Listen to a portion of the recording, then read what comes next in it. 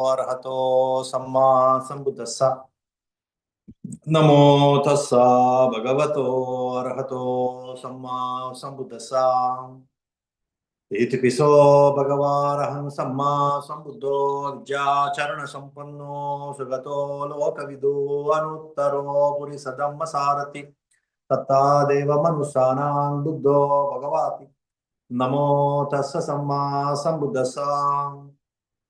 Swakato Bhagavata Dhammo Sanditiko Akaliko Ehipasiko Vapanayako Pachatan Veditabbo Vinnuhiti Namo Tassa Niyanika Sadammasa Supatipanno Bhagavato Savaka Sango Ujupatipanno Bhagavato Savaka Sango Nyaya Patipanno Bhagavato Savaka Sango Samichi Patipanno Bhagavato Savaka Sango Idang Chattari Purisa Yugani Atta Purisa Puggala Esa Bhagavato Savaka Sango Ahuneyo Pahuneyo Dakkineyo Anjali Karaniyo Anuttarang Punyaketang Lokasati Namo Tassa Atta Arya Puggala Mahasangasa Sat Sukyantu Mangalho. So this Mahāparinibbāna Sutta, you know this Mahāparinibbāna.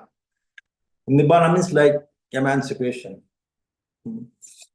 Even when you are alive also, when you become Arahant, and if you decide to, like say, experience Nibbana, you can sit for meditation, and there is one state of meditation. It's called Nirodha Samapatti. If you reach that, you experience Nibbana, even though you are alive. And generally, the Arahants, they experience that Nibbana, that Nirodha Samapatti, for 1 week, and again, they can be back to the worldly activities. So that is what is Nibbana. Even when you are alive, when you experience that ultimate liberation, ultimate emancipation, the complete freeing of the mind, and experiencing that ultimate state of bliss, that is what is Nibbana. And Parinibbāna means like Arahants, after giving up their body, they enter into the state of that emancipation. Again, they can't come back. That is what is Parinibbāna. And Mahāparinibbāna means like the Parinibbāna of the enlightened one, the supremely enlightened Buddhas. So the supremely enlightened Buddhas, the teachers of the Arahants, the great teachers of the Arahants, who taught them this art of emancipating the mind and to become Arahants. So that supreme Buddha, supremely enlightened Buddhas, when they give up their body and when they enter into this plane of Nibbana, it is generally called as, it is considered as Mahāparinibbāna. So here this sutta is named as Mahāparinibbāna because it is the Parinibbāna of Buddha, the Gautama Buddha, the supremely enlightened Buddha. And in this sutta, it's not just a couple of hours what happened to Buddha before his Parinibbāna or Mahāparinibbāna, before he, like say, decided to take this Parinibbāna, which is called Mahāparinibbāna in case of Buddhas. It's not just for a couple of hours back what happened, or it's not like one discourse that Buddha gave before his Mahāparinibbāna. It's not something like that. Or what are all the things that happened a couple of hours before, or even a couple of days before Lord Buddha's Parinibbāna, Mahāparinibbāna.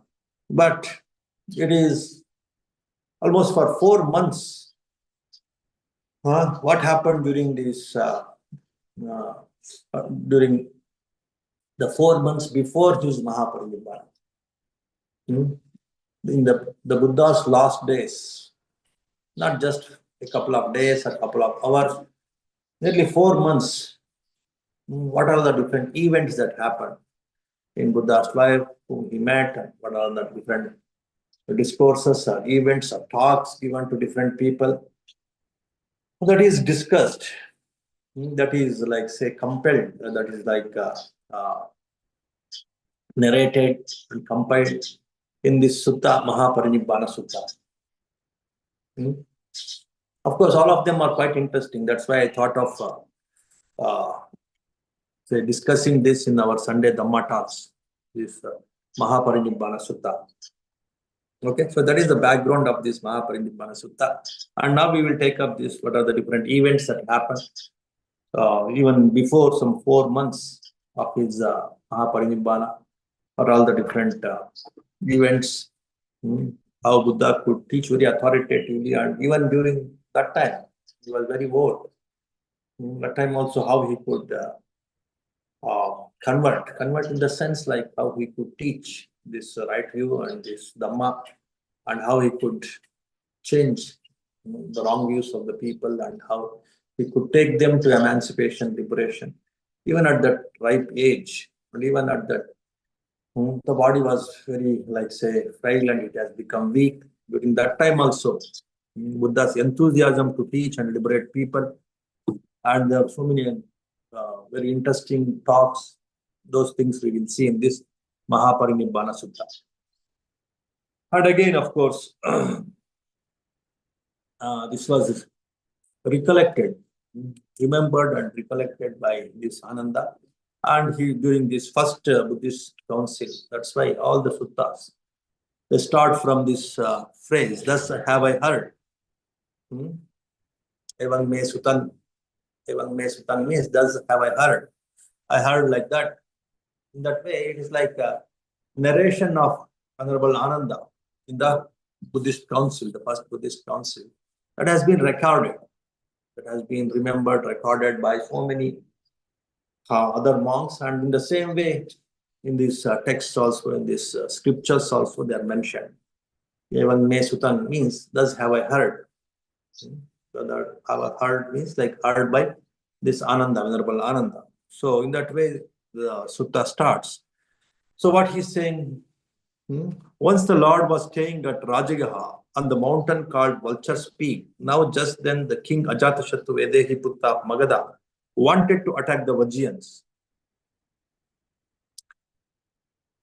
He said, I will strike the Vajjayans who are so powerful and strong. I will cut them off and destroy them, and I will bring them to ruin and destruction. I'll just read a couple of lines and then better to explain, because these original words, these actual words of Buddha, they are so interesting and so very inspiring. And of course, it was narrated by Ananda. And of course, the actual words of Buddha also, he could remember Ananda authoritatively, and he could narrate. Because of that reason, let us read these lines also, and then we'll just try to understand a little more deeply. So in that way, here, the sutta starts with where Buddha was living at that time. A couple of months, some 3 or 4 months before his Mahāparinibbāna, he was staying at Vulture's Peak, Gijjakota.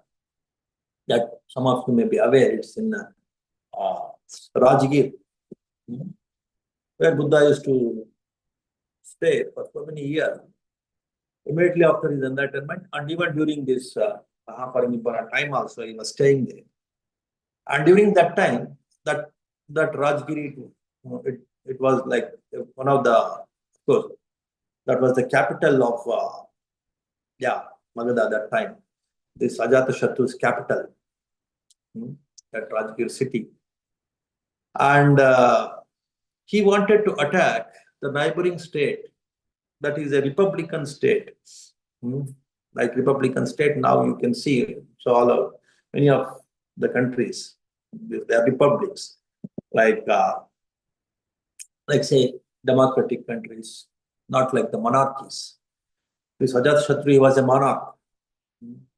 But the neighboring state or the province, the Vajjayans, it's a northern province actually. It was north to, it was in the northern direction of this Rajgir or Rajagaha. So there, the Vajjayans, it was a republic. Many ministers or many princes, they used to rule that province together. I think it was some 17 princes, some 16 or 17 princes. They were the rulers of that Vajjian province, but it was a republic. It was not under the control of one king. It was not monarch. And there was always a fight between this Ajatashatru and these Vajjian princes. And this time, this Ajatashatru was very much enraged with the power and their prosperity of these Vajjians. And he wanted to attack and he wanted to destroy them. So that's what he was planning. But he knew very well, though he was very cruel and he killed his father, later he became a disciple of Buddha.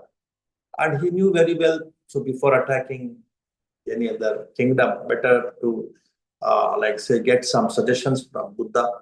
So he sent one of his ministers to meet Buddha and to express his wish to attack Vajjians. So then Buddha will give the correct suggestion. After all, Buddhas, they don't speak lie. So with that idea, he thought to send this Brahmin minister, chief minister Vassakara. His name is Vassakara. Brahmin, go to the blessed Lord, worship him with your head to his feet in my name. Ask if he is free from sickness or disease, if he is living at ease, vigorously and comfortably, and then say, Lord King Ajatashattu Vedehi Putta of Magadha wishes to attack the Vajjians and says, I will strike the Vajjians, bring them to ruin and destruction. And whatever the Lord declares to you, report that faithfully back to me, for Tathagatas never lie. You see, here, though the Panchashila and all Buddha has to administer, but it is like for the kings, it is exception. That many people, they say, Buddha talks so much about ahimsa, non-violence. But see, Buddha, in some places, for some people, ahimsa will not work out, especially in those times. In a democratic country, like in the case of some kings also, like Ashoka, it might have worked. But even during the time of Buddha itself, during that time itself, so Buddha could not prevent for some kings to go and attack and kill others. He could not preach 5 precepts: don't kill the king, don't kill, don't attack, don't invade. So not only this king Ajatashatru, so many other kings were Buddha's disciples, but he did not insist them. He just left it to their discretion. So in that way, Buddha did not take any of these things to its extreme. He just allowed it for the practitioners, to what extent they can practice either this non-violence, non-killing, especially this non-killing with regard to the kings. So such a very aggressive words that King Ajatashattu has sent via his minister, chief minister Vassakara. And the same words he repeated. The same words he repeats in front of Buddha. And he wanted to know the reaction, the response of Buddha, how Buddha responds to this kind of intention of Ajatashattu, so that he can go back and he could explain what happened with Buddha. And accordingly, Ajatashattu can take decision, the final call. So, Lord declares to you, report that faithfully back to me, for the Tathagatas never lie. So, in that way, she sent this Vassakara, and Vassakara agreed, and he mounted on one of the carriages and drove in state from Rajagaha to Vulture Peak, riding as far as the ground would allow, then continuing on foot to where the Lord was. He exchanged courtesies with the Lord, then sat down to one side and delivered the king's message. See the king's message? That way he just delivered. And now, Buddha, of course, he did not respond to him directly, to his face. That was not Buddha's style. So, when something like this, when the question of war or attack, this kind of aggression, this kind of issues comes. So Buddha usually he addresses it to Ananda, the chief attendant. That is one more beautiful way. It's like again striking the balance. So that you will come to know how he addresses to Ananda and how the lesson was taught and how this Vasakara, he learned the lesson and thereby Ajatashatru, that we will see. And when he delivered this king's message, this chief minister Vasakara, so Venerable Ananda was standing behind the Lord, fanning him. And the Lord said, Ananda, have you heard that Vajjayans hold regular and frequent assemblies? I have heard, Lord, that they do. See, now instead of addressing this minister who brought this very this message which is full of aggressiveness, so instead of directly replying to him, and Buddha started talking to Ananda, have you heard these Vajjayans? They frequently assemble, they come together, they discuss like in any democratic country or a republican country. They pool, they discuss, they debate, and they come to one conclusion about a decision that they are supposed to take. Whatever it may be, that is an issue or a decision related to development, related to defense. So these Republicans, these Vajjayans, they assemble, they discuss. It's not like a unilateral decision, the decision taken by an individual like a king. It is always discussed. You see, from that time, Buddha's time itself, the foundation of democracy, the democratic rule or the republican rule, that you can see from that time.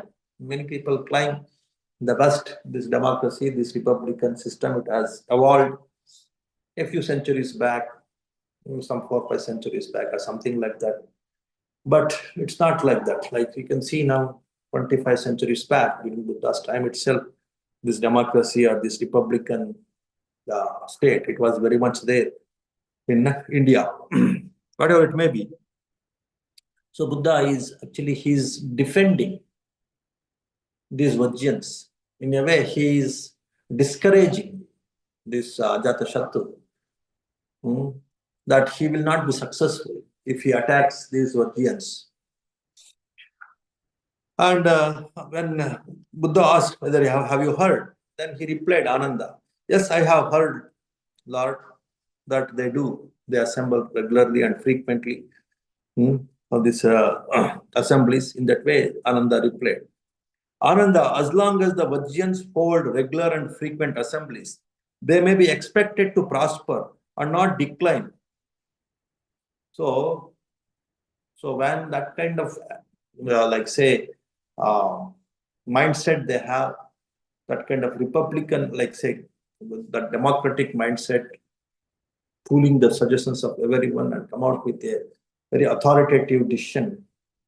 So such a group, such a community, such a kingdom, such a province cannot be easily defeated. So in that way, Buddha is actually discouraging this Vasakara, that it is not a good idea to attack the Vajjayans. Have you heard that the Vajjayans meet in harmony, break up in harmony, and carry on their business in harmony? I have heard, Lord, that they do. Not only like having these assemblies.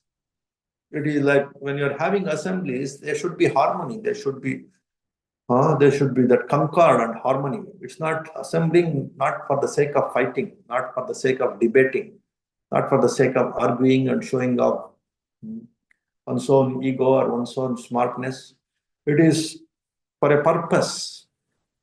It is for a reason. It is very harmoniously they come together. Harmoniously they break up. That means they disperse from the assembly. Harmoniously they discuss. That kind of concord, that kind of unity, that kind of harmony they have in their assemblies. Again, nobody can defeat them.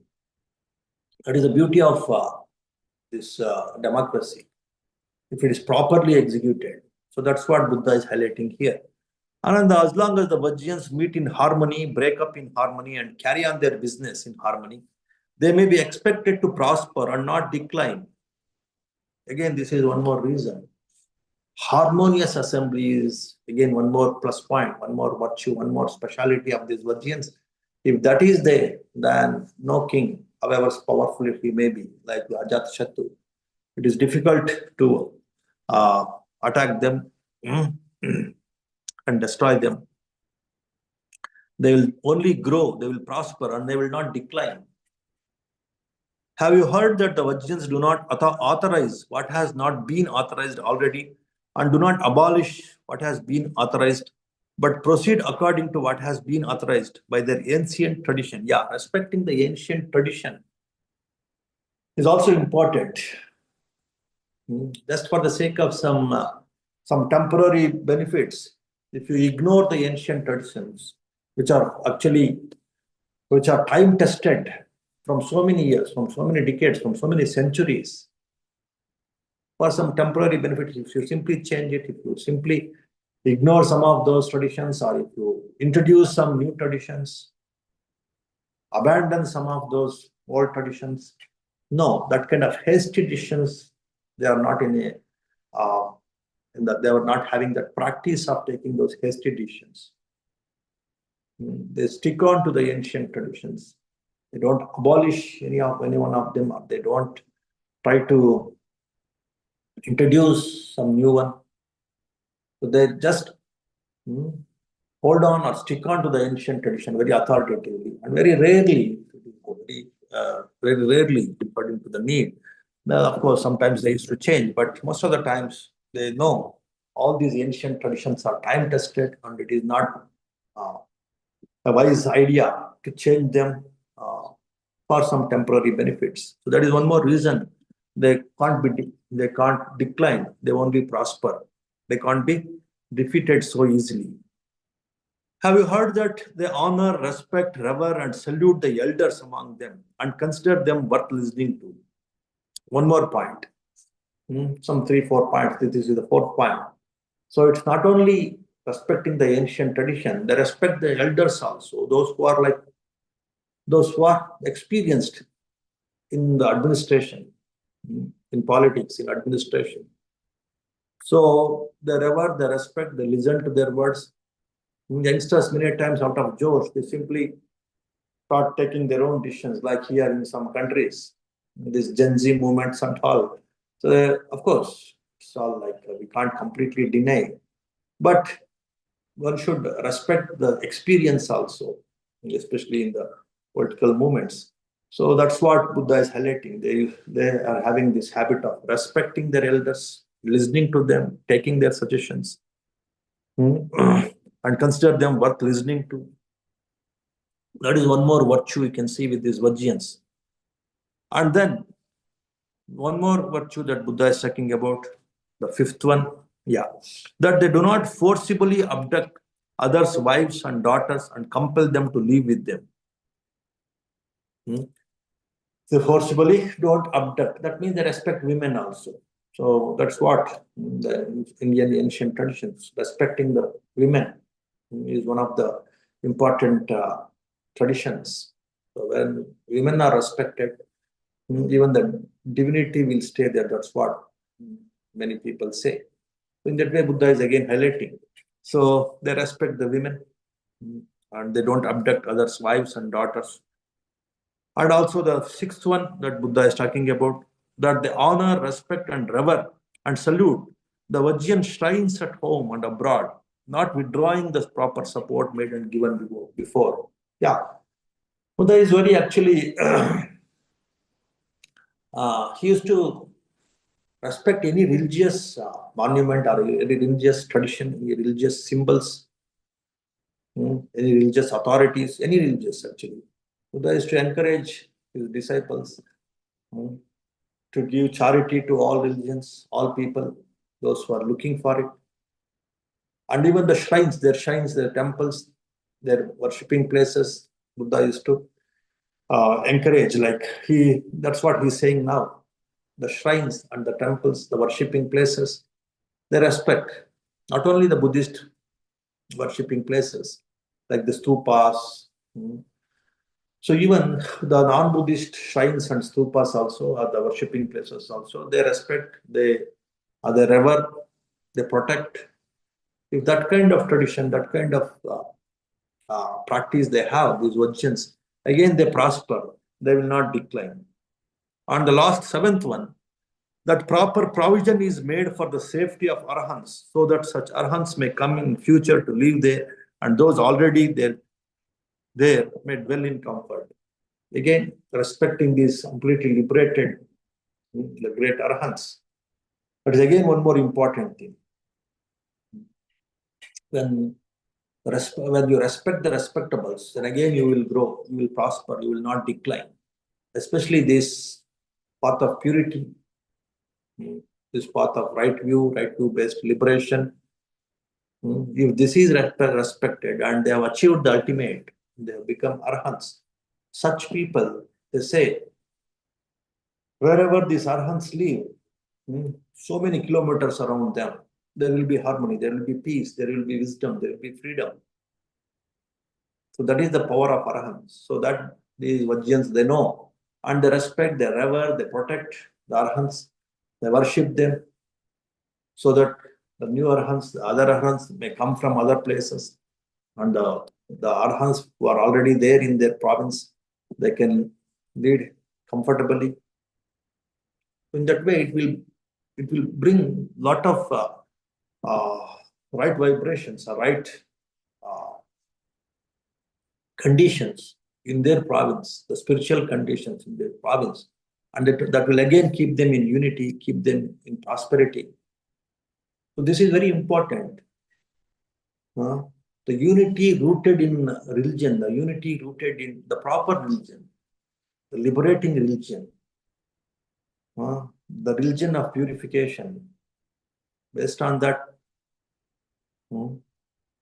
depending on that, if there is unity among the people, even among the rulers, then such a country, such a state, such a province, such a political system, it will never be defeated. It can't be defeated. So in that way, Buddha is giving these 7 points where these Vajjans, they were practicing these 7 principles, which are rooted in this spiritual hierarchy, or in the spiritual mind purification approach, or the spiritual liberation approach, keeping that in the mind. So there was respect, there was honor, there was hierarchy, there was tradition. So in these 7 principles are followed by these kings or the rulers, then they will definitely prosper, they will not decline. In that way, he never spoke about whether they can be defeated or not defeated. So indirectly he's saying their virtue is their power, their unity is their power, their spiritual inclination is their power. If that is there, then indirectly he is saying, so it is not a wise idea, good idea for Ajatashattu to go and attack these Vajjans. Ananda, so long as such proper provision is made with these 7 principles, the Vajjans may be expected to prosper and not decline. In that way, Buddha indirectly recommended or suggested this Vasakara. It's not a good idea to go and invade these Vajjans because they are so powerful morally, they're so virtuous. Their virtue is based on my teachings, which actually will keep them in the right track of emancipation, spiritual emancipation. Such people, such communities, such political systems cannot be defeated. So in that way, Buddha has indirectly told this chief minister, Brahmin Vasakara. Then the Lord said to the Brahmin Vasakara, once Brahmin, when I was at the Sarandada shrine in Vesali, I taught the Vajjans these 7 principles for preventing decline. And as long as they keep to these 7 principles, as long as these principles remain in force, the Vajjans may be expected to prosper and not decline. You see here how beautifully, how skillfully Buddha is presenting his point. He's not defending or he's not taking side. The individuals doesn't matter here for Buddha. He is not bothered about whether it is Ajatashattu or whether it is Vajjan who should win, who should lose. It is the principles that Buddha is highlighting, rooted in the spiritual liberation, Dhamma, this right view, mind purification and liberation. And based on that, the people come together and exhibit unity in harmony, and that harmonious unity rooted in that this Dhamma, this right view of, which takes people to liberation. Then if anybody, forget about Vajjayans, if anybody, if any system, if they are following this, they will only prosper, they will not decline. So in that way, Buddha has given, he has highlighted the principles over the persons. Persons are secondary. It is only the principles. Person, whomever it may be, whether it is Ajatashatru or any damn Vajjayans or any small republic, if they follow this, they will prosper, they will not decline in that way. So he told this Brahmin Vassakara, Lord Buddha. So then this Brahmin Vassakara, this chief minister, he was happy and he revered, sir, if the Vajjayans keep to even one of these principles, they may be expected to prosper and not decline. Or less all seven. He was so happy and with all these principles. So he completely agrees with Buddha and he again exclaims, he appreciates all these seven principles. Forget about all these seven, even one of these seven. If any community, if the Vajjayans follow, then definitely they will prosper. I completely agree with you, sir. Certainly the Vajjayans will never be conquered by King Ajatashatru by force of arms. Now I got what I'm supposed to get from the Lord. So now it is time for me to live that way. He took permission from Buddha and he left that place to inform the message to his boss, his king, this Ajatashatru. Then Vassakara, rejoicing and delighted at the Lord's words, he rose from his seat and he went back.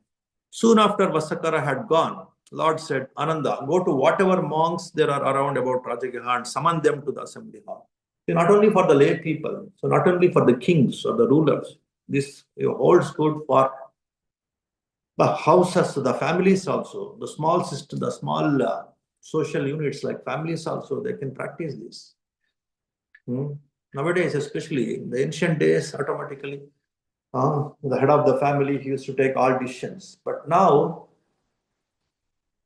the era has changed. The time has changed. The era has changed.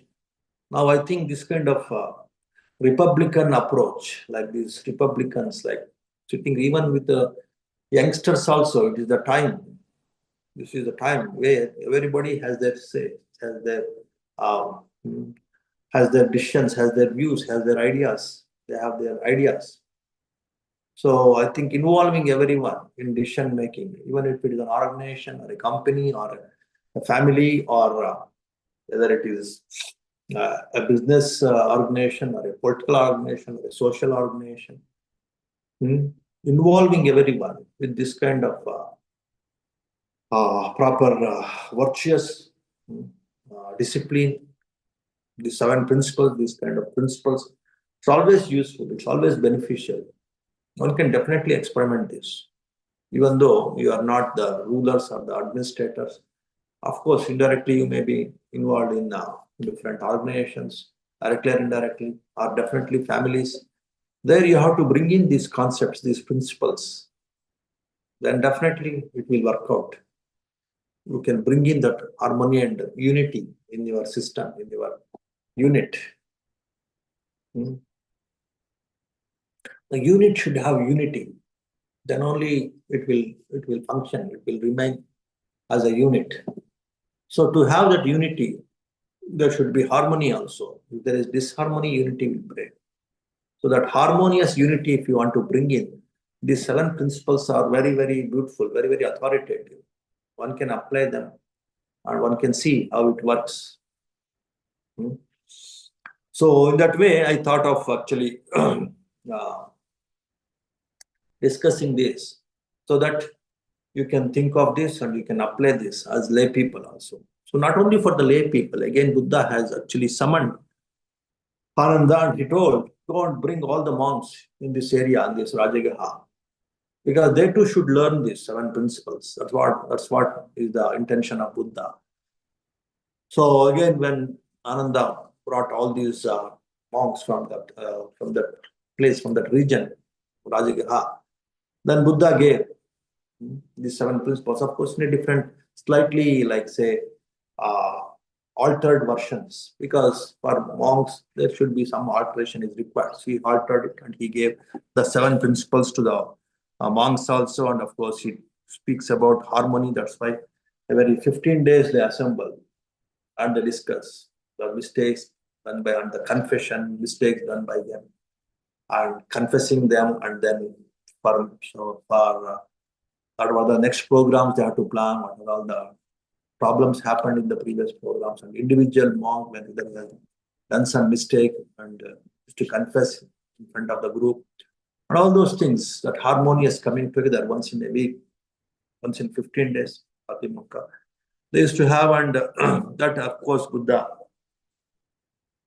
he had, it became one rule actually, the Patimokkha, and then respecting the elderly monks, and then taking suggestions from them, and then devoted to the forest lodgings and meditation, personal mindfulness, so that in future the good among their companions will come to them, and those who have already come will feel ease with them.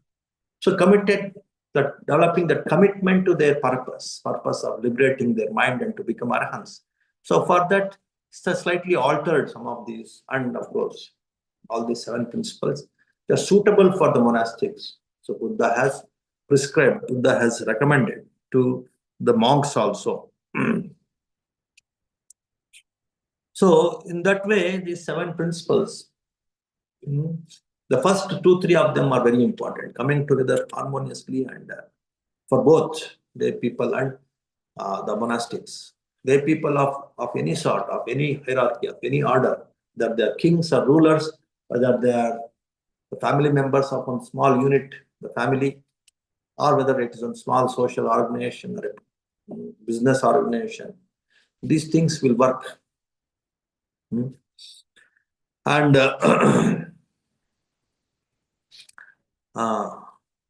so, of course, again, Buddha gave some solutions, some discourses. Not only these 7 principles, he highlighted Satta Sambhojjhanga. He talks about the 7 enlightenment factors that monks have to develop. Dhamma Vichya, Virya, Piti, Pasaddi, Samadhi, Upekka. So in that way, of course, he gave some instructions to the monk. And after that,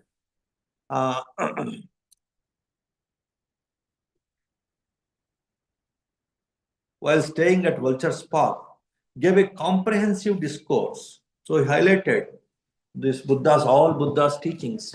He just comprehended into 3 kinds of practices that many of you know: Shila, Samadhi, Panya.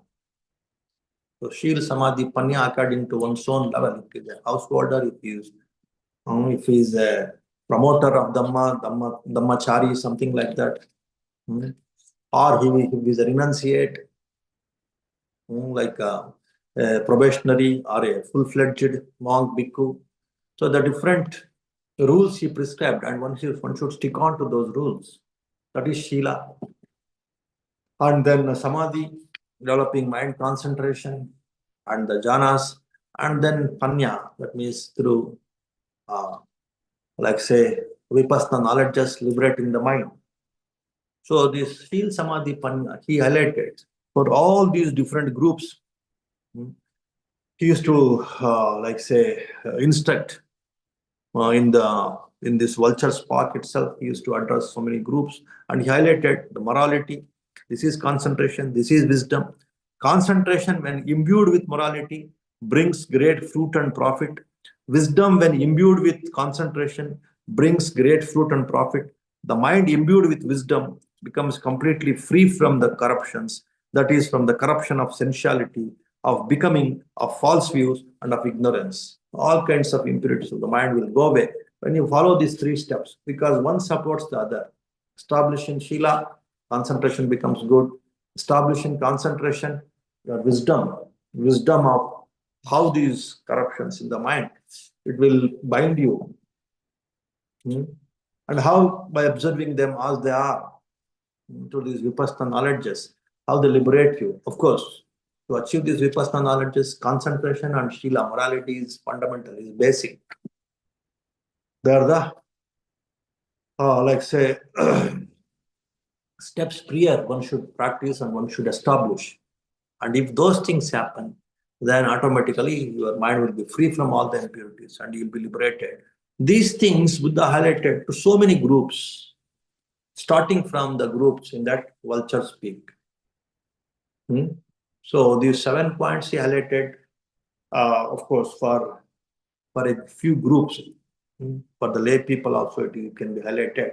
And after that, Buddha is highlighting for everyone, whether it is lay people or the monks, these 3 principles, these 3 steps, Shil, Samadhi, Panya, morality or the virtue, virtuous behavior, virtuous lifestyle, and then concentration through meditation, to this right concentration, right view concentration, right view meditation, and then right view based liberation of the mind by achieving this vipassana knowledges.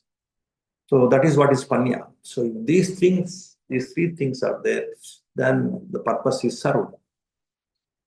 So there are those things he started teaching to different groups, starting from this group in the vulture speak.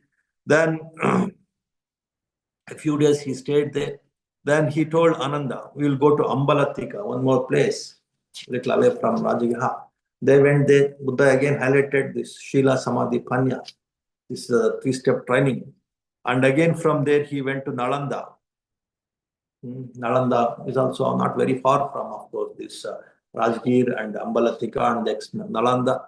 So in Nalanda there was one famous like monastery, and one vana, Amravana was there. It was called Pavarika's Amravana. So mango grew. So there Buddha, he taught, again highlighted the importance of this Shil, Samadhi, Panya. And then during that time, the chief disciple of Buddha, this Sariputta, he was also from Nalanda.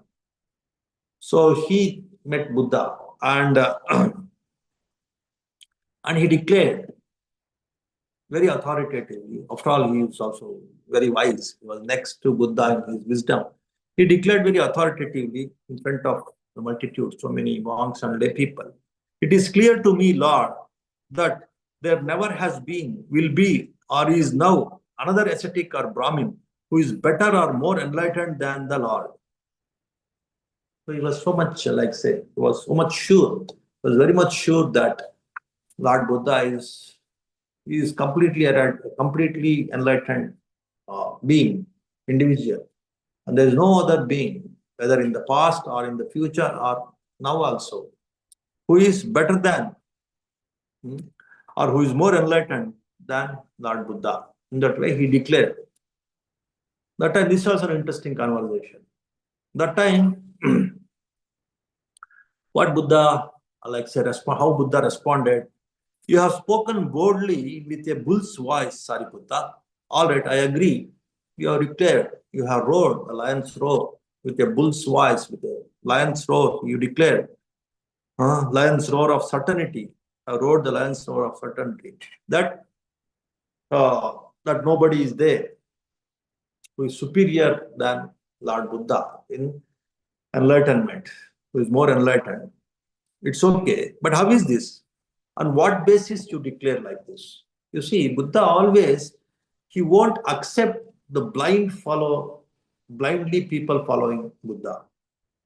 He wanted his followers to, like say, whatever statements they make, whatever appreciation whatever adoration, whatever appreciation, whatever devotion they have towards Buddha, they should have proper, like say, analytical basis also for their proclamation, for their devotion, for their adoration, for their discipleship, for their praise.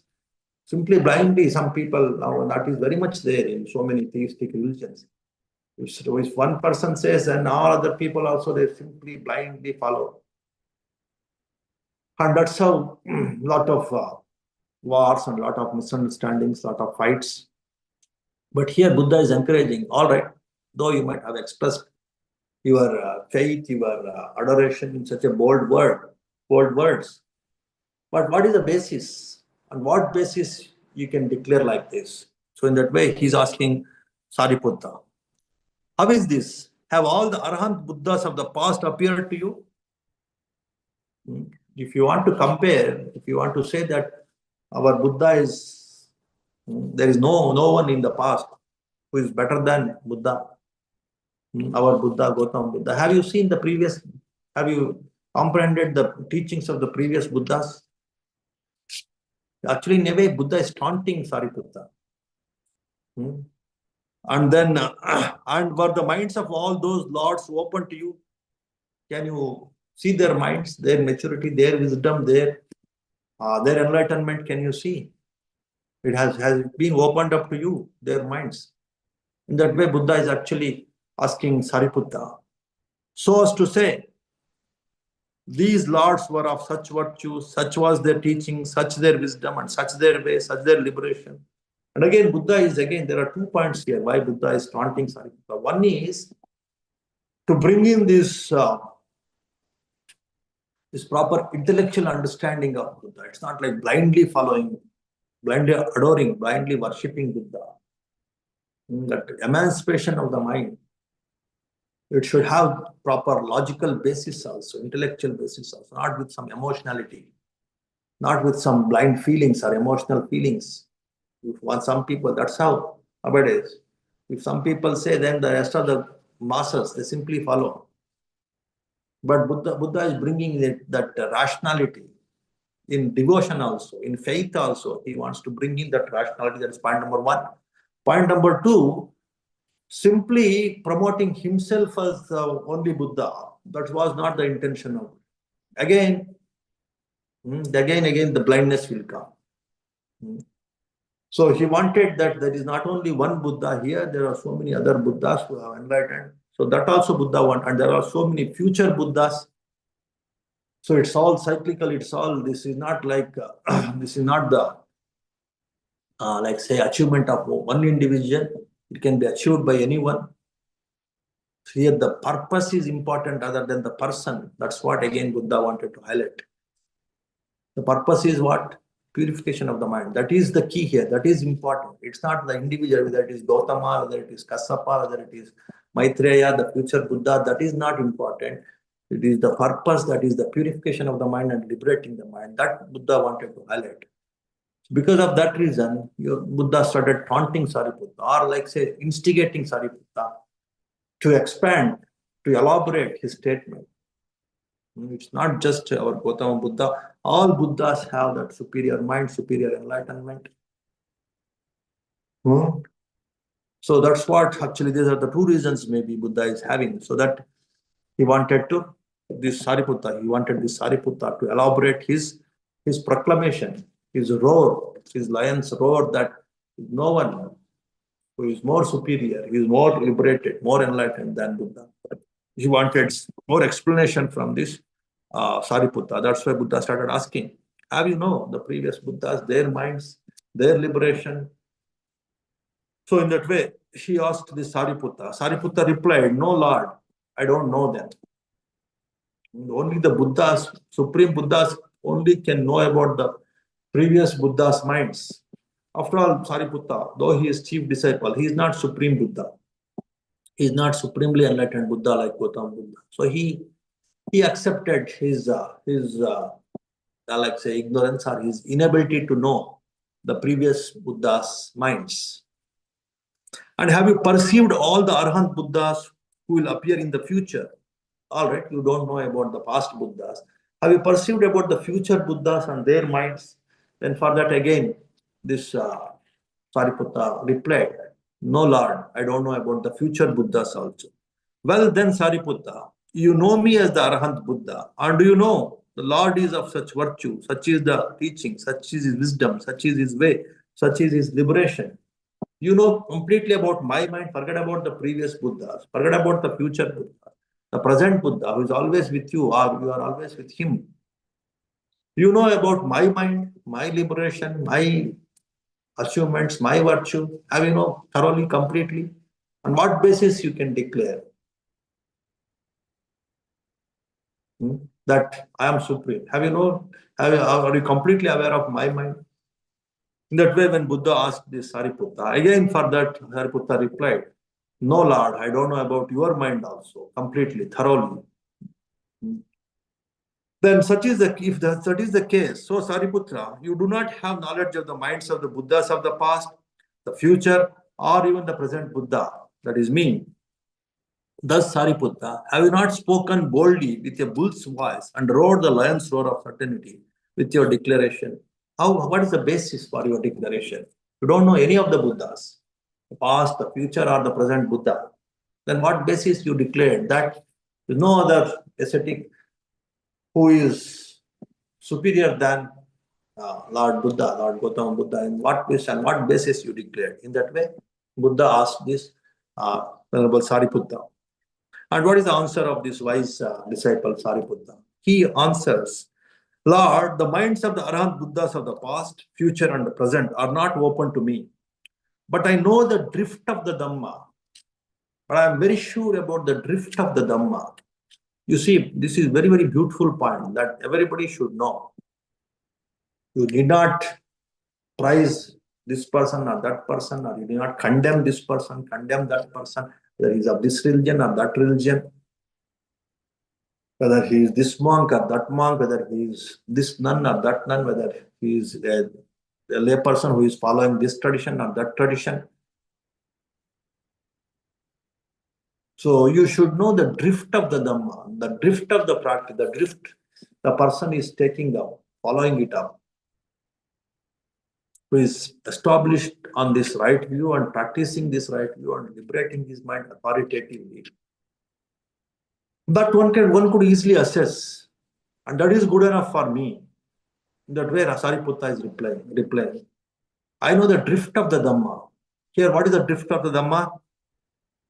Lord, it is as if there were a royal frontier city with mighty bastions and a mighty encircling wall, in which was a single gate, at which was a gatekeeper, wise, skilled, clever, and who kept out strangers and let in those he knew. He started giving one simile, one comparison, one analogy. So I know the drift of the Dhamma means I know the flow of the Dhamma. I know the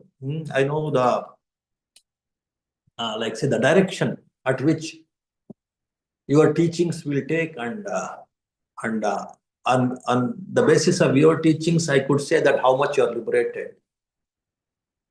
And that flow, that gradient, where it will reach, the teachings of Lord Buddha, where it will take, that I know very well.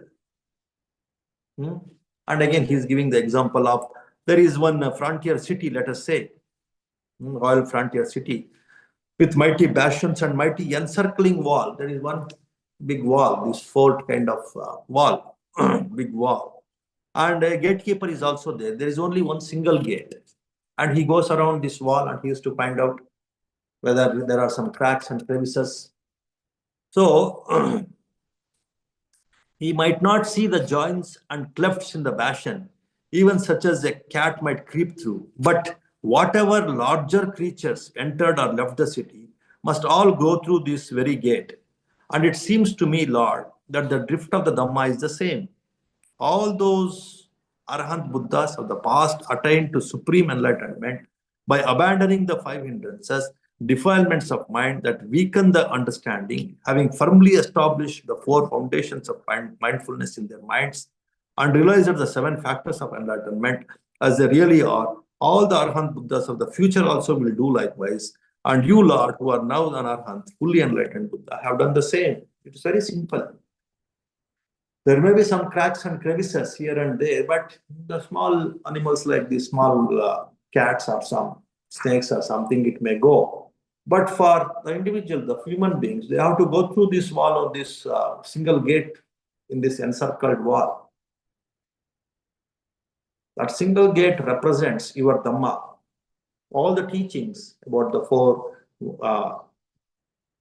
this establishing mindfulness, Satipatthana, all the 7 factors of enlightenment, Sattva Sambodhjanga. These things will completely destroy the defilements of the mind. Thoroughly they destroy the defilements rooted in greed, rooted in hatred, rooted in delusion. They will completely destroy and liberate the mind. And that is good enough to conclude that all your teachings, all these Sambodhjangas, all these 37 factors of enlightenment that you teach, the mindfulness factors, the mindfulness Satipatthana, the different ways of establishing in mindfulness, the 4 Iddhipada, the 4 Samapadana, the right efforts, Panchabala, Panchendriya, there are 37 factors that Buddha talks about. They give some exact clue that where it will take the individual's minds. And that is good enough to conclude that your path is the best path. One who teaches this path, then definitely is the one who has trodden that path and who has achieved the ultimate. And what is there for me to know about the previous Buddhas, or to know about the future Buddhas, or even to know about the present Buddha's mind? I don't think that is necessary, but because I know the drift of the Dhamma, the flow of the Dhamma, the flow of your teachings, where it will take. And of course, he was also with so many other previous teachers, this Sariputta. He knew the limitations of those teachers and their teachings. And he knew very well those teachings, they will not completely eradicate the defilements of the mind. If one defilement goes, the other defilement may arise in their teachings. That he knew very well. And based on that knowledge, based on the knowledge that he gained from Buddha, and he was very authoritative that by practicing the Buddha's teachings of these 37 factors of enlightenment, one can completely eradicate all the defilements of the mind. That's what, of course, he also did it. The Sariputta. He practiced and he was a great Arahant. And that's the basis on which he could declare, he could decide and declare that there is no other teacher who is more enlightened than Lord Buddha. So in that way, he defended his lion's roar, his declaration that there is no other teacher who is more enlightened than Lord Buddha. Though he was not knowing about the minds of the present Buddha, minds of the future Buddhas, minds of the previous Buddhas. So this is the basis on which I declare in that way, this Sariputta, he answered. Buddha appreciated his answer. Then for a few days, he stayed at Nalanda in Pavarika's Mango group, where he met this Venerable Sariputta also. He gave comprehensive discourse to the monks. And again, he highlighted the importance of morality, concentration, and wisdom. So you see, so many times, even before his Mahāparinibbāna, he is highlighting these 3 things. And this is the core teachings. One can't give up these 3 things. Then he is not at all follower of Buddha. He is not at all a Buddhist. Shil, Samadhi, Panya. Though 1 million things one might have brought in, one might have corrupted in their practices or in their teachings, but this is the core thing that has been highlighted several times, even before his Mahāparinibbāna. Shil, Samadhi, Panya. Morality, concentration, and wisdom. Wisdom of seeing the ultimate reality of body and mind, matter and mind, the materiality and mentality, which can be achieved through only these Vipassana knowledges. So to achieve these Vipassana knowledges and to get this wisdom of ultimate matter and mind, you have to establish concentration in the jhanas. And to achieve these jhanas, you have to establish in Shila. Whether it is householder Shila or whether it is the renunciate Shila, one should stick on to it. That is the point. That is the basis. Then concentration, that will support your wisdom, your insight, knowledge. So these are the 3-step. This is a 3-step training has been highlighted several times in all these different places. Buddha traveled even before this Mahāparinibbāna, like in Rajagaha, in Gijjakuta, and then in Ambalatika, in Nalanda, He is in this Pavarika's group. He is highlighting these 3 points again and again. Shil, Samadhi, Panya. And then, having stayed at Nalanda as long as he wished, the Lord said to Ananda, let us go to Pataligama. And they did so. Pataligama is nothing but the present day Patna. That time it was a very small village that time. That's why it was called Pataligama. So then he went to, along with his retinue, he went to this Pataligama with Ananda and other monks. And at Pataligama, they heard say, the Lord has arrived here. And the lay followers of Pataligama came to the Lord and saluted him, sat down to one side and said, may the Lord consent to stay at our rest house. And the Lord consented by silence. There was one small village. It was a small village. There was one small rest house also. The villagers, they requested Buddha to stay in that rest house. Understanding his consent, they rose from their seats, saluted the Lord, and passing him by the right, went to the rest house and strewed the floor, prepared seats, provided a water pot, and filled the oil lamp. Then they went to the Lord, saluted him, stood to one side and said, all is ready at the rest house, Lord. Now is the time to do as the Lord wishes. Then the Lord dressed, took his robe and bowed, and went with his monks to the rest house, where he washed his feet, went in and sat down facing east, with his back against the central pillar. And the monks, having washed their feet, went in and sat down with their backs to the west wall, facing east, and with the Lord sitting in front of them. And the lay followers of Pataligama, having washed their feet, went in and sat down with their backs to the east wall, facing west, and with the Lord before them.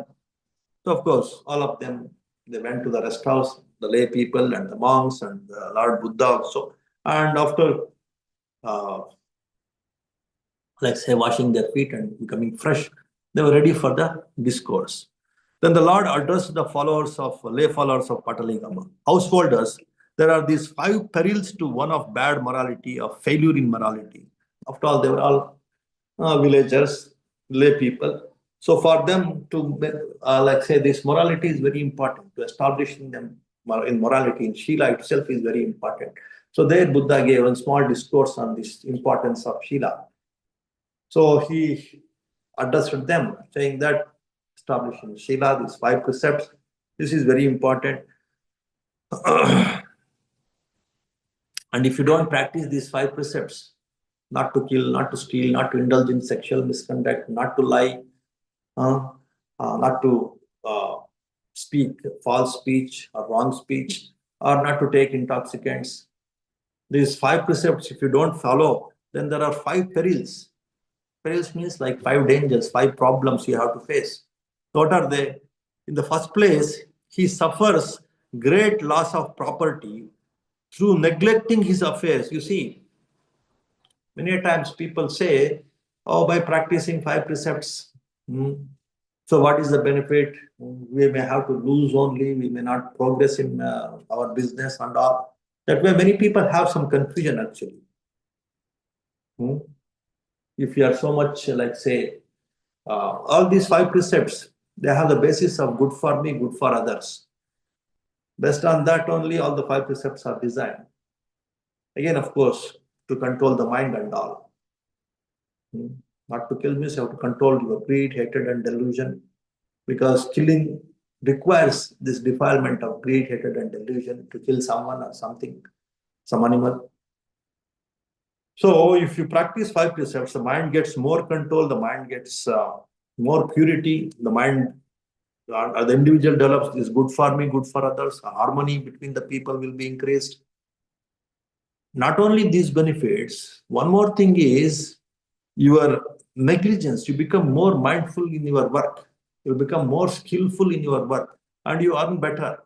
That is the point Buddha is highlighting. And you don't waste your earnings, your profits, your gains.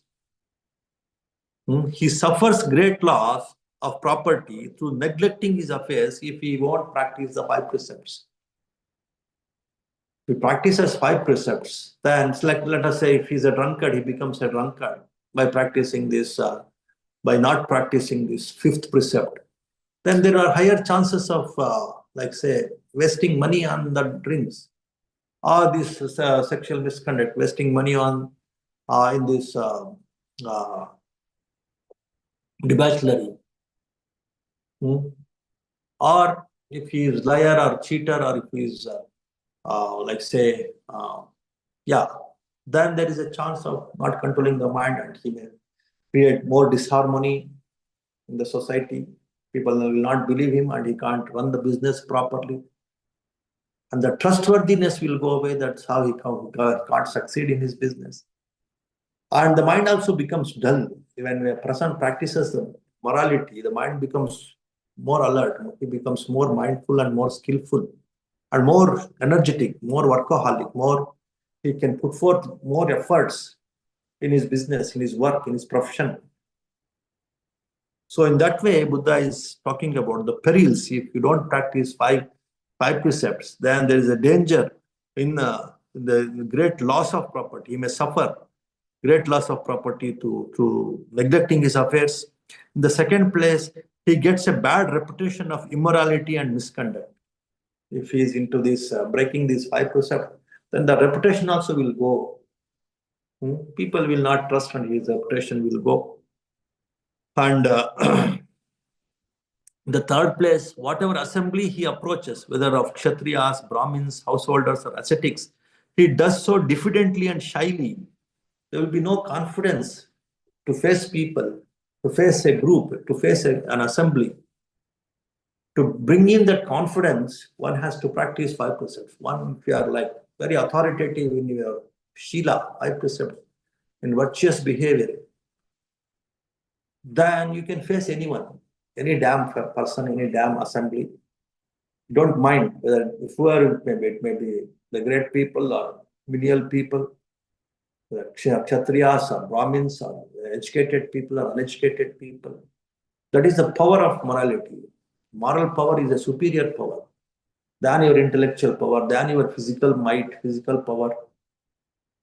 So that is again one more reason that you should practice the 5 precepts, morality, the virtuous lifestyle.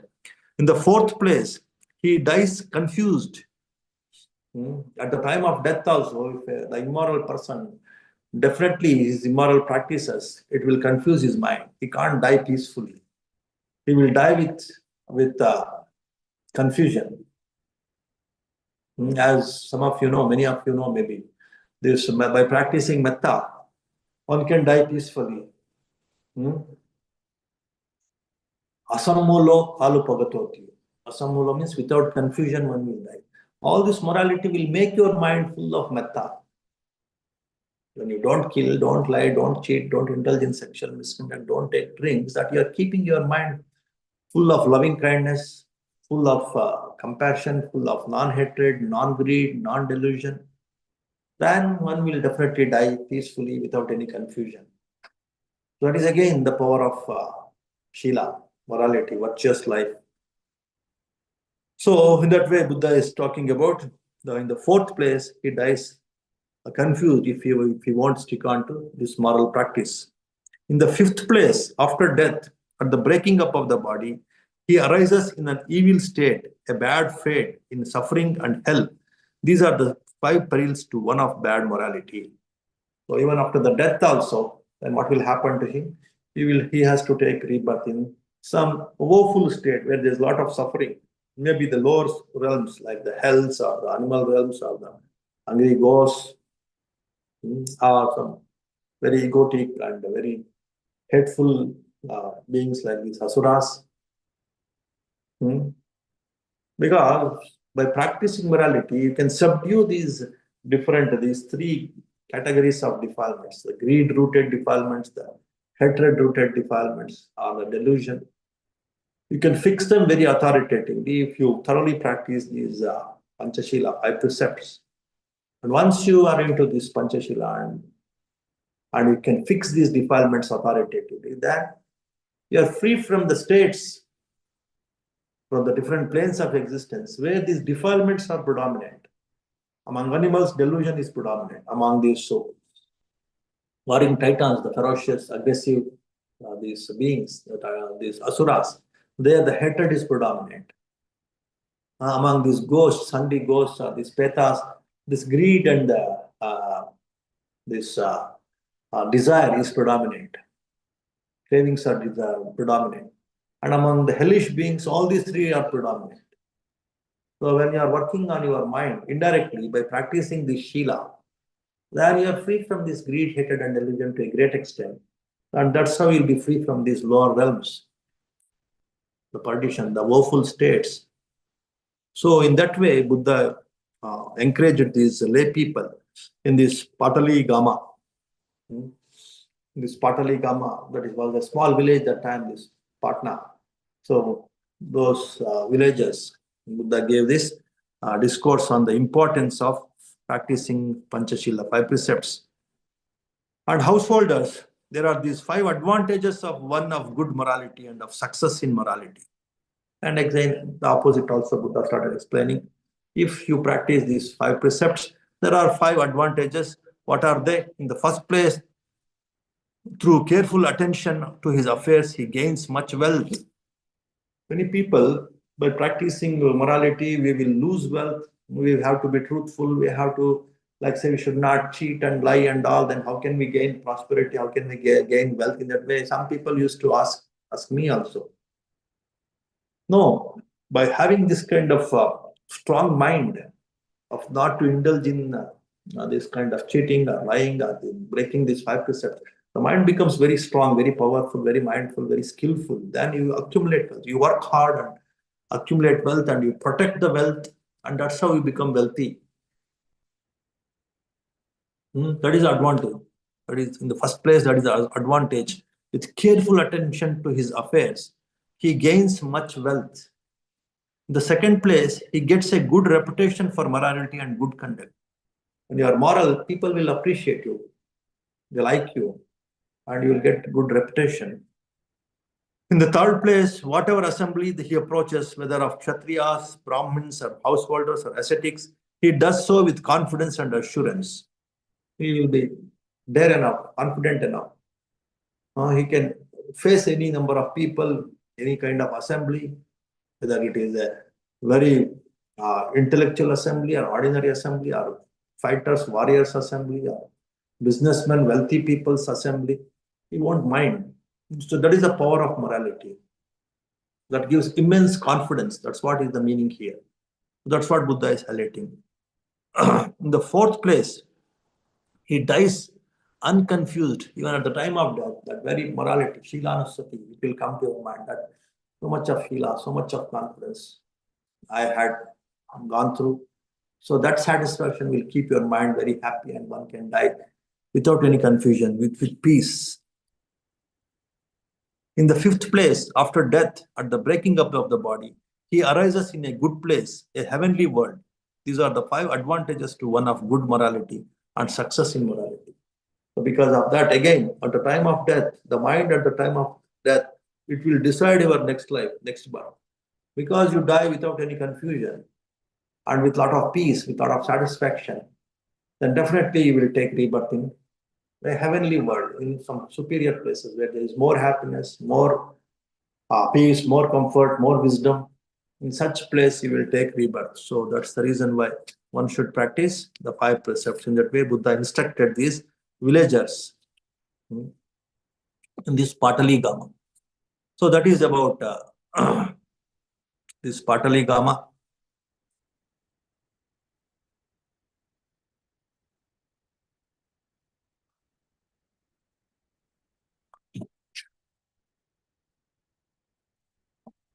Okay, the last thing in this section, there are, of course, it is a very long discourse, but there are several sections.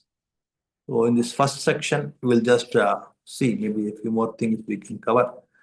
Then the Lord instructed, inspired, fired, and delighted the lay people, the lay followers of Patali Gama with talk on Dhamma until far into the night. Then he dismissed them, saying, householders, the night is nearly over. Now it is time for you to do as you think fit. Very good, Lord, they said, and rising and saluting the Lord, they passed him by to the right side and departed. And the Lord spent the remainder of the night in the rest house, left empty by their departure.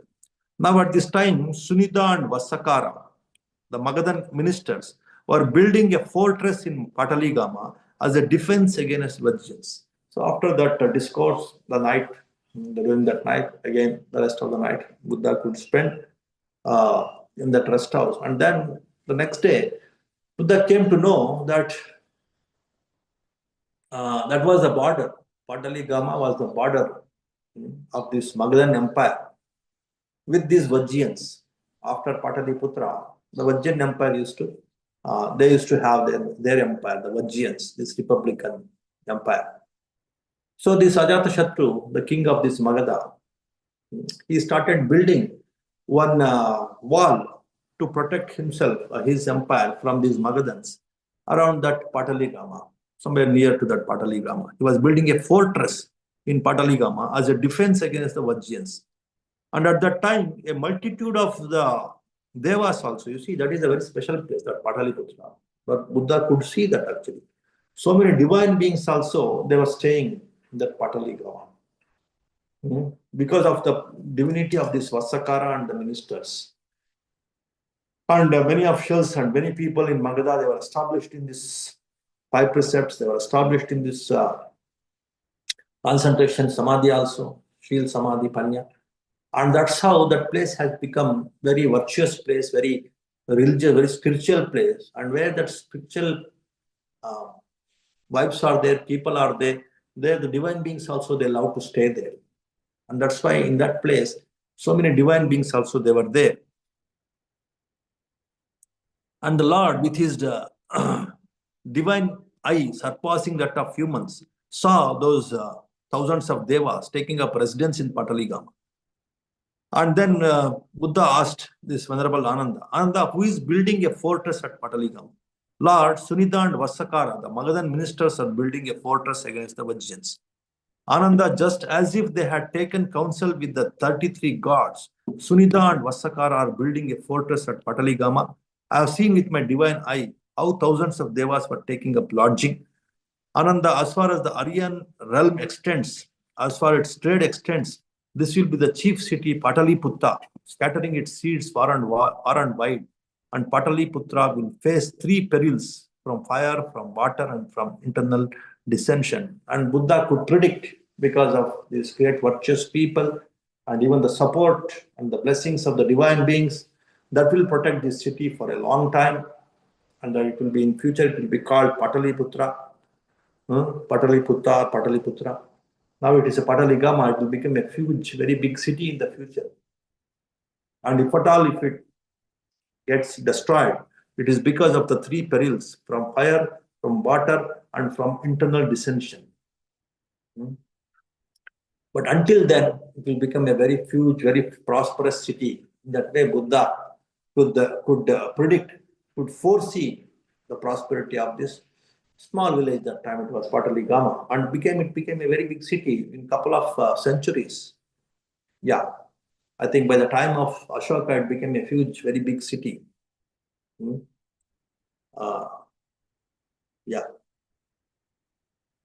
Ajatashatru and maybe a few generations. Then Ashoka became the emperor of that Magadha. So for him, during his time, this Pataliputra was his capital. It was a huge city by that time. Then Sunita and Vasakara called on the Lord, and having exchanged courtesies, stood to one side and said, "May the Reverend Sir accept a meal from us tomorrow with his order of monks." So this Sunita and Vasakara, very, very virtuous, very religious, very virtuous, very spiritual ministers, they invited Buddha for the meal, the next day morning meal. So Buddha accepted. So all these things happened a few months before Lord Buddha's Mahāparinibbāna. That's why all these incidents are narrated or they are explained in this Sutta, Mahāparinibbāna Sutta. Understanding his consent, Sunita and Vasakara went home, and there had a fine meal of hard and soft food prepared. When it was ready, they reported to the Lord, "Reverend Sir, the meal is ready." Then the Lord, having dressed in the morning, took his robe and bowl, went with the order of the monks to residence of Sunita and Vasakara, and sat down on the prepared seat. Then Sunita and Vasakara served the Buddha and his order of monks with choice, soft and hard foods till they were satisfied. And when the Lord took his hand away from the bowl, they sat down on low stools to one side. And as they sat there, the Lord thanked them with these verses. In whatever realm the wise man makes his home, he should feed the virtuous leaders of the holy life. So he encouraged this charity, this generosity. So a wise man should always incline towards this charity and generosity, especially in feeding the virtuous people or the wise people or the religious people or those who are working for liberating the mind. Whatever devas there are who report this offering, they will pay him respect and honor for this. Why? Not only they progress in this path of purification, they get support even from the devas. Devas will incline towards the charitable people, the generous people, the virtuous people, the good people. They will not show interest towards the evil people, the stingy people, or the immoral people. Because you are so moral, so generous, so spiritual, even the divine beings are staying here. They are supporting you, they are protecting you. In that way, Buddha encouraged these virtues, these qualities of this minister, and of course, their officials. So many officials were there. And he just, his anumodana, he's showing his rejoice and appreciation and thanksgiving to these donors. They tremble for him as a mother for her son, and he for whom devas tremble, ever happy he is. Yeah, even the devas will tremble with the virtuous people. They show respect, they tremble, and he for whom devas tremble, they were happy is. If devas are tremble in the sense they give respect, then such a person will definitely be a happy person. So in that way, Buddha encouraged these officials and these ministers to be virtuous, to be generous, to be spiritual, to be religious. So in that way, then the Lord rose from his seat and took his departure. Sunida and Vasakara followed closely behind the Lord, saying, whichever gate the ascetic Gautama goes out by today, that shall be called the Gautama gate, and whichever ford he uses to cross the Ganges, and that shall be called the Gautama ford. And so the gate by which the Lord went out was called the Gautama gate.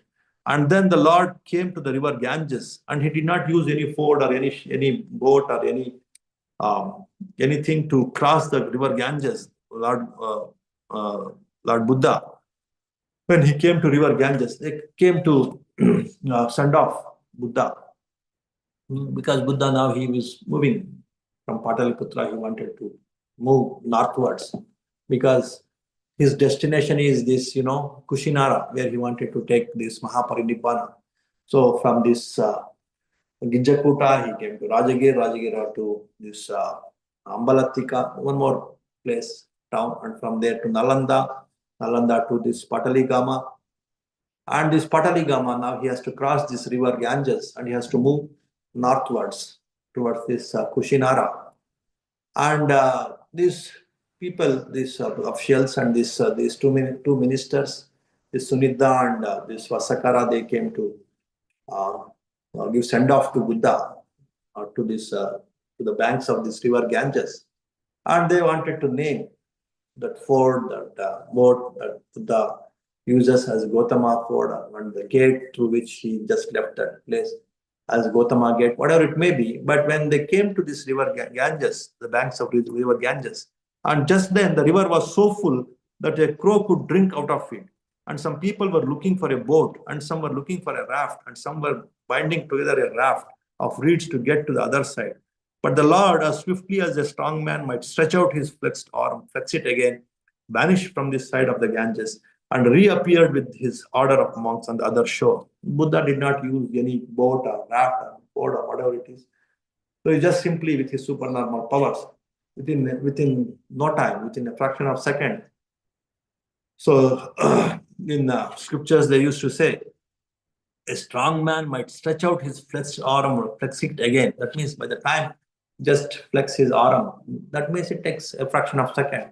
By the time Buddha could cross that river and he should reach the other shore. And the Lord saw those people who were looking for a boat, looking for a raft, and binding together a raft of reeds, get to the other side, and seeing their intentions, he uttered this verse on the spot. When they want to cross the sea, the lake or pond, people make a bridge or raft. The wise have crossed already. That means Buddha, you see, like figuratively, like figuratively means like he is encouraging the power of enlightenment. All the worldly people, the masses, they are busy in all these worldly things. All these, that means they are busy in how to cross this sea of samsara, the lake or the sea or the samsara. This samsara, indirectly is saying, the wise people through this Shil Samadhi Panya, they have already crossed samsara. But unwise people, the masses, the foolish people, they strive so much by doing this, by doing that. Like these people who are struggling to cross this river by using boat or by binding together the raft of reeds to make one raft. So in that way, people keep on struggling and doing so many other unnecessary things.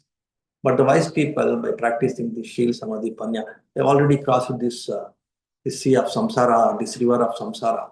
In that way, again, Buddha, you see, each and every word of Buddha is always about crossing this samsara. So wise people, they could catch hold of this and slightly, step by step, they can orient, they can incline their purpose in the life towards Nibbana. But unwise people, they can't understand or they can't take interest in this. That's what Buddha is highlighting. The masses, they don't take interest in crossing this. That is samsara. They will be stuck in their own these worldly things. But the wise people, at least you take some interest in this. That is for your welfare all the time, here and now and hereafter. That way Buddha encouraged, even with those last words, to these people of Pataliputra, to these people of Magadha for that matter. Because after crossing the river, he has crossed this Magadha also, where he was there for so many years and he was having so many disciples, both lay disciples and monastic disciples. Now he left them. So as a last message, he gave this small discourse, small verse. Don't get stuck in this worldly, menial, petty things. Work on this Shil Samadhi Panya and cross this river of samsara. In that way, he gave that message and he left that kingdom of Magadha, crossing this river Ganges. And then in these other provinces whom he met, what were the dialogues or interactions happened, and how he went to this Kushinara and how he took Mahāparinibbāna there in Kushinara. That is discussed in this Mahāparinibbāna Sutta. That we will see later. So now the first section is over in this Mahāparinibbāna Sutta. So now if you have any questions, you can ask and then we will conclude.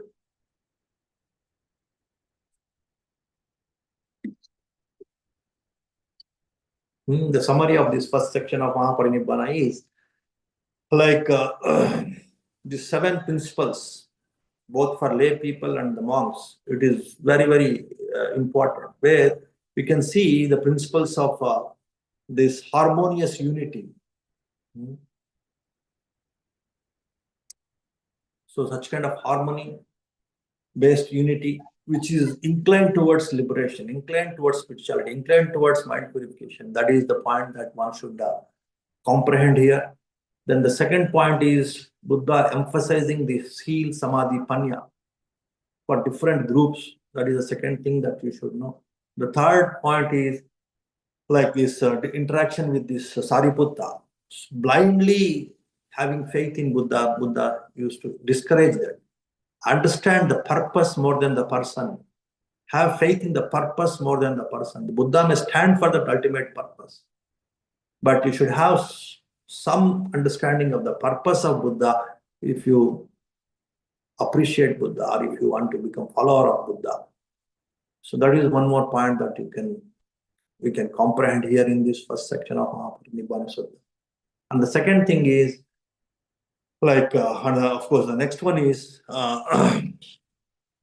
like where the virtuous people are there, even the divine beings will protect them. Like in the case of this Vasakara and his Sunita and his officials, they were so virtuous. That's why even the divine beings were protecting, and that's why it becomes prosperous. The benefits of Panchashila, the benefits of virtuous life and the disadvantages of not being virtuous has been highlighted again here. And the last message in this first section is like the wise people, they already crossed this samsara by practicing this Shil Samadhi Panya. Unwise people, they keep on struggling, suffering in this samsara by doing this, doing that, forgetting this Shil Samadhi Panya. That is the last message again that you can see in this first section of this Mahāparinibbāna Sutta. Okay. Now, if you have some questions, you can ask. Then we'll conclude.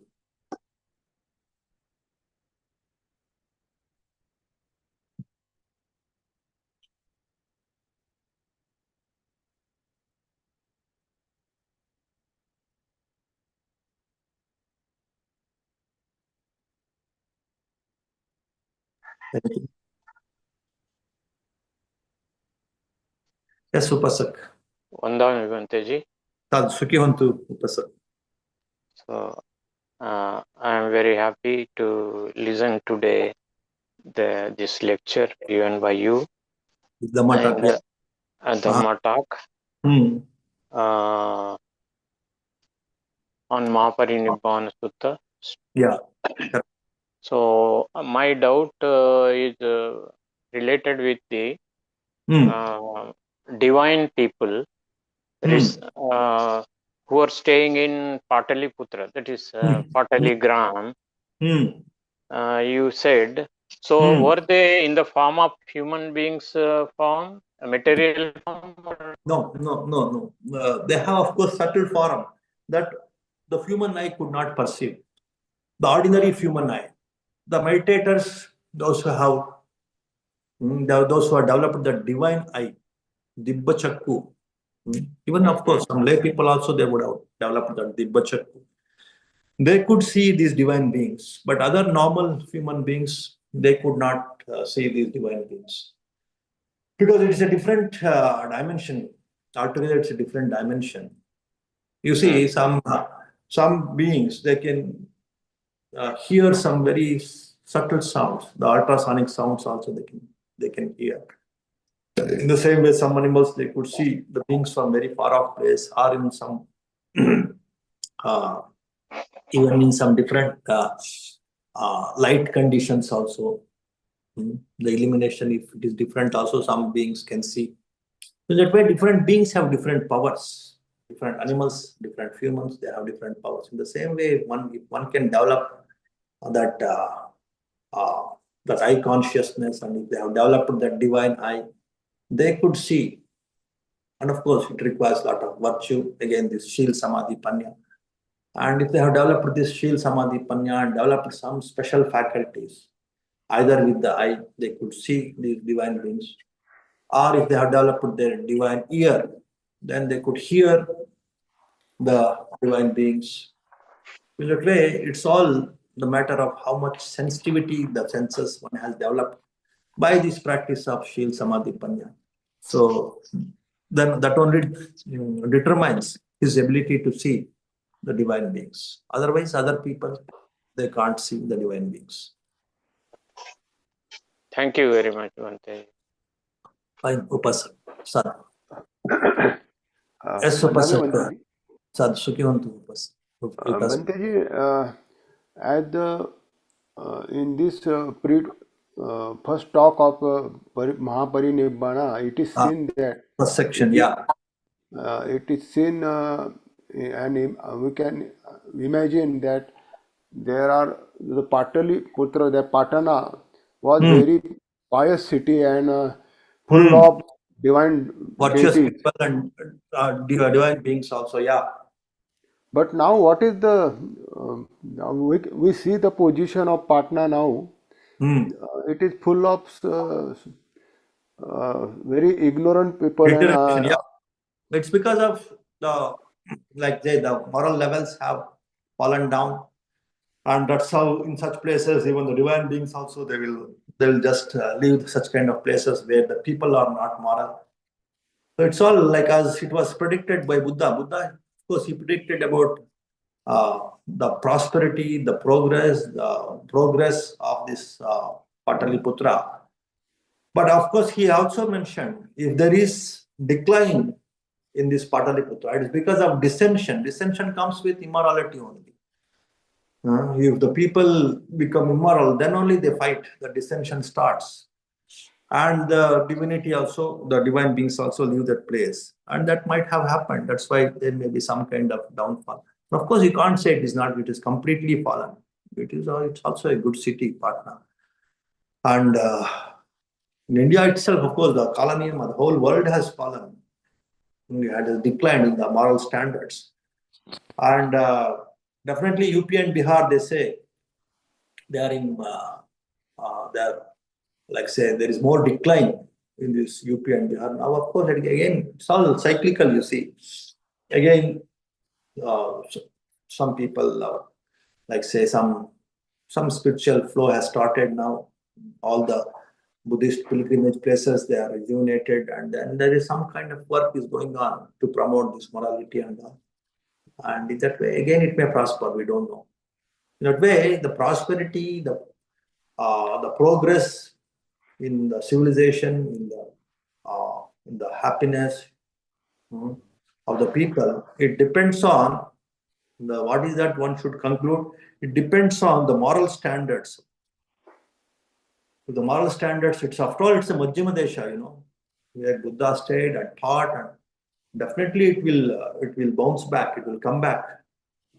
In that way, it's a small phase now.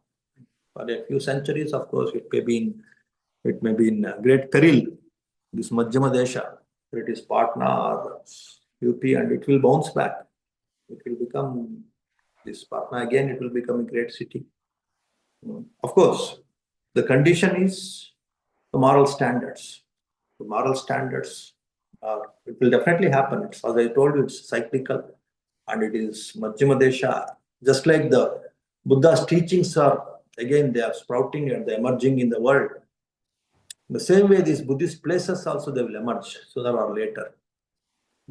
So that time has come. So in that way, you should understand that the collapse also will happen with the collapse of moral standards. The rise also will happen with the rise of the moral standards. Whether it is Patna, whether it is Sarnath, Varanasi, or whether it is Gaya, whether it is Rajgir, whether it is Vaishali, whether it is Kushinara. Any of these places, by the rise of the moral standards, by understanding this Dhamma, if it rises, then the prosperity, the progress also will rise. And that is the bottom line that one should understand for the prosperity and for the decline. It is a moral prosperity, moral rise, the rise in the moral standards and the fall in the moral standards. That will determine the prosperity of the place also. In that way, one can understand Upasat. हाँ भंते जी, लेकिन अभी देवता लोगों को बहुत problem आता होगा, क्योंकि ऐसे प्लेसेस बहुत कम है, तो they have their own realms. They need not come to the human realm. When the people are good, they can come. Okay, next question. Thank you Bhante ji. Sadhu Sukhi Hoନ୍ତୁ.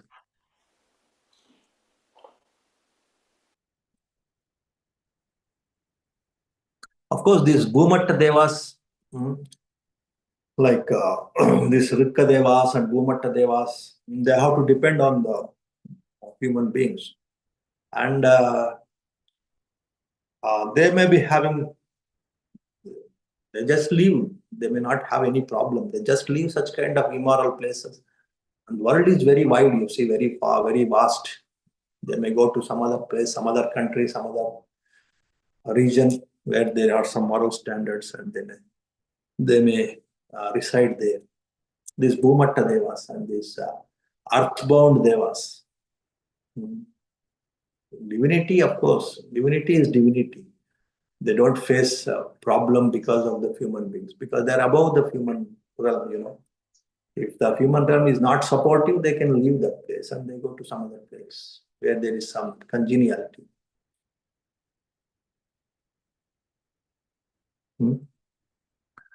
Okay, any other thing? Sorry.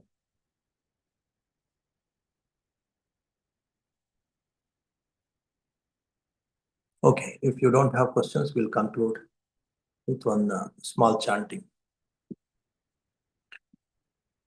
Bhavatu sabba mangalam rakkantu sabba devata sabba buddhanubhavena sabba dhammanubhavena sabba sanganubhavena sada sotti bhavantu te sukhi bhaveyan nidruko ahanmicha ahanviya hitacha me sukhi hontu majjata chataverino imam hi gammante dhamme satta hontu sukhi sada tato parancha chakkavalesu jantuno. So, sukhi hontu, mangal. May all of you be happy, healthy, and peaceful. May all beings also be happy, healthy, and peaceful. Sukhi hontu.